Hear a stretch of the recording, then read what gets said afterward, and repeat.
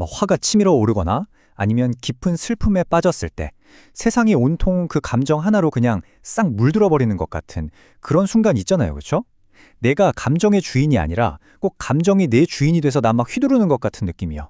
그런데 만약에 우리가 지금까지 알고 있던 이 감정이라는 녀석의 사용법을 완전히 잘못 알고 있었던 거라면 어떨까요? 네, 바로 이 질문. 당신의 감정이 당신을 지배하고 있나요? 이게 바로 오늘 우리가 한번 제대로 파헤쳐 볼 문제의 핵심이에요. 우리는 정말 이 감정이라는 거센 파도에 그냥 속수무책으로 휩쓸려 다녀야만 하는 걸까요? 아니면 그 파도를 아주 멋지게 타는 그런 서퍼가 될 수도 있는 걸까요? 자, 한번 상상해 보세요. 내가 막 급하게 엘리베이터를 타려고 막 뛰어가고 있어요.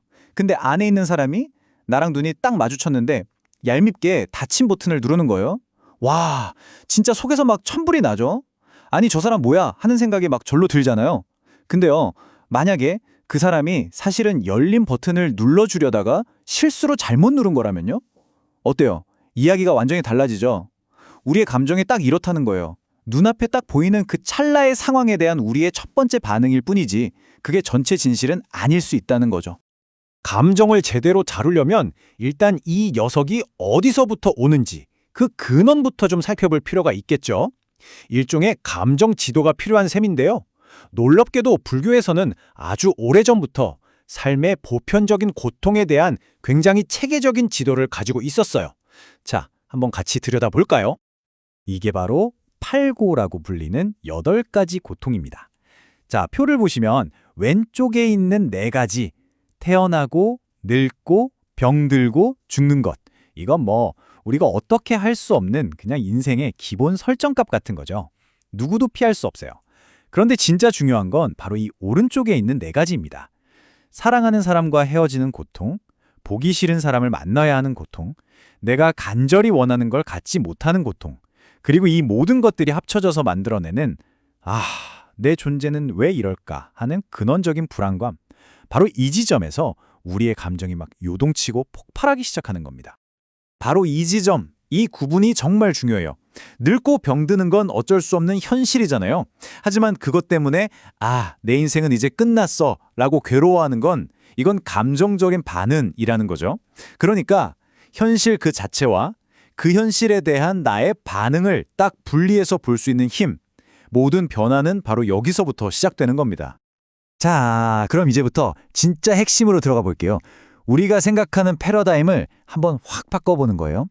감정을 우리가 없애야 할 적이나 나를 마구 휘두르는 폭군으로 보는 게 아니라 아주 강력하고 유용한 도구로 바라보는 겁니다. 어느 스님께서 감정을 아주 기가 막힌 비유로 설명하셨어요. 바로 날카롭게 잘 벼려진 한 자루의 명검이라고요. 한번 상상해 보세요. 칼 자체에 무슨 선악이 있겠어요? 그쵸? 똑같은 칼이라도 의사가 들면 사람을 살리는 메스가 되지만 강도가 들면 사람을 해치는 흉기가 되잖아요. 감정도 똑같다는 거예요. 그 자체로는 좋고 나쁨이 없는 그냥 엄청난 에너지를 가진 중립적인 도구일 뿐이라는 거죠. 그럼 이 검을 잘못 다루면 어떻게 될까요? 딱 2가지 실수를 하게 됩니다. 첫째, 이게 얼마나 날카로운지 모르고 칼날을 덥석 쥐는 거예요. 그럼 어떻게 되죠? 당연히 내가 다치죠. 화가 나는데 억지로 꾹꾹 눌러 참다가 막 속병 나는 것처럼요. 둘째, 칼자루는 잡았는데 사용법을 몰라서 그냥 마구잡이로 휘두르는 겁니다. 그럼 누가 다치죠? 네, 주변 사람들이 다칩니다. 내가 기분 나쁘다고 주변 사람들한테 막 날선말을 내뱉는 경우, 딱 그거죠. 결국 이 한 문장이 모든 걸 말해줍니다. 감정에는 잘못이 없다. 잘못은 그것을 사용하는 법을 모르는 데 있다. 우리는 맨날 감정 탓을 하잖아요.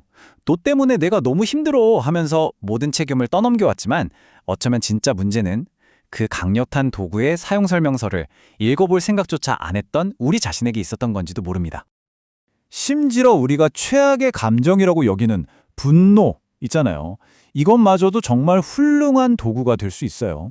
한 학생이 스님에게 찾아와서 어머니 때문에 너무 화가 나요 라고 했대요. 그때 스님이 이런 조언을 해주셨답니다. 그 엄청난 분노의 에너지를 어머니 한 사람에게만 쏟아붓기엔 너무 아깝지 않은가? 그 힘을 세상의 잘못된 것들을 바로잡는 그런 정의로운 분노로 한번 써보는 건 어떤가? 와, 정말 대단하지 않나요? 개인적인 화풀이에 머물렀을 감정이 세상을 바꾸는 동력으로 전환되는 순간입니다. 엄청난 발상의 전환이죠. 좋아요. 감정이 도구라는 건 이제 알겠습니다. 그럼 제일 중요한 거, 그 사용법은 대체 어디서 배워야 할까요? 혼자서 막 넘어지고 깨지면서 터득해야 하는 걸까요? 스님의 대답은 의외로 아주 간단하고 명쾌합니다. 바로 나보다 먼저 그 길을 걸어간 사람, 즉 스승에게서 배우라는 겁니다. 생각해보면 당연한 얘기예요. 우리가 굳이 불 속에 직접 뛰어들어가 봐야 아, 불이 뜨겁구나 하고 아는 건 아니잖아요. 다른 사람의 경험, 그들의 이야기를 통해서 배우는 것, 이게 바로 인간이 가진 가장 위대한 능력 중 하나입니다. 왜냐하면 우리 인생은 이 모든 걸 하나하나 직접 다 겪어보기엔 너무나도 짧으니까요. 이 간접 경험의 지혜가 얼마나 소중한지 한 스님께서 당신 할아버지의 이야기로 들려주셨습니다. 한번 그 장면을 머릿속에 그려보세요. 한국전쟁, 모든 것이 파괴된 전쟁터 한가운데입니다. 폐허가 된 오두막 안에서 총을 든 할아버지가 적군 병사 한 명과 딱 마주친 상황이에요. 그런데 막 총격전이 벌어지는 그런 긴박한 상황이 아니었어요. 적군 병사는 다리가 심하게 다쳐서 썩어가고 있었고 꿈짝도 못하는 상태였죠.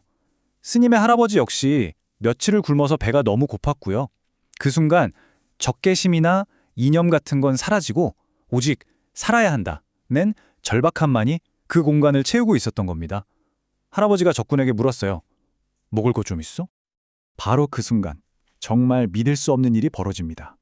죽어가던 그 적군이 마지막 남은 힘을 쥐어짜내서 말하는 거예요. 부엌에 있는 밥, 당신이 먹으시오. 자기 목숨을 앗아갈 수도 있는 원수에게 자신의 마지막 식량을 내어준 겁니다. 고통의 가장 밑바닥에서 피어난 가장 위대한 인간의 순간이었죠. 그런데 그 밥의 실체는 더 기가 막혔습니다. 쌀밥은커녕 돌멩이가 반쯤 섞인 이미 상해버린 보리밥이었어요. 바로 이겁니다. 이게 바로 이야기가 주는 지혜예요. 우리는 이 짧은 이야기를 통해서 전쟁이 얼마나 끔찍한지, 굶주림이 얼마나 고통스러운지, 그리고 그런 극한의 상황 속에서도 인간이 얼마나 위대해질 수 있는지를 우리가 직접 겪지 않고도 뼛속 깊이 배우게 되는 거죠. 자, 이렇게 감정을 다루는 법을 배우고 다른 사람의 지혜를 통해 세상을 보는 눈이 조금씩 바뀌기 시작하면 우리에게 어떤 일이 일어날까요? 감정이 싹 사라지고 해탈하게 되는 걸까요? 아니요, 그게 아닙니다. 오히려 정반대예요. 그동안 우리가 전혀 보지 못했던 세상의 아주 경이로운 아름다움을 발견하게 됩니다. 이것과 관련된 마지막 이야기는 제가 들었던 그 어떤 이야기보다도 강렬했습니다. 삶의 모든 희망을 놓고 스스로 목숨을 끊으려고 했던 한 남자가 있었어요. 허름한 여관방 침대에 누워서 서서히 의식을 잃어가던 바로 그 마지막 순간이었습니다. 점점 흐릿해지는 그의 시야에 무언가 하나가 들어왔습니다. 그건 바로 그 방에 아주 낡고 빛바랜 무늬가 있는 벽지였습니다. 그냥 아주 오래되고 평범한 벽지요. 그리고 그는 마지막 숨을 내쉬면서 이렇게 속삭였다고 합니다. 나는 몰랐다. 세상이 이렇게 아름다운 줄을.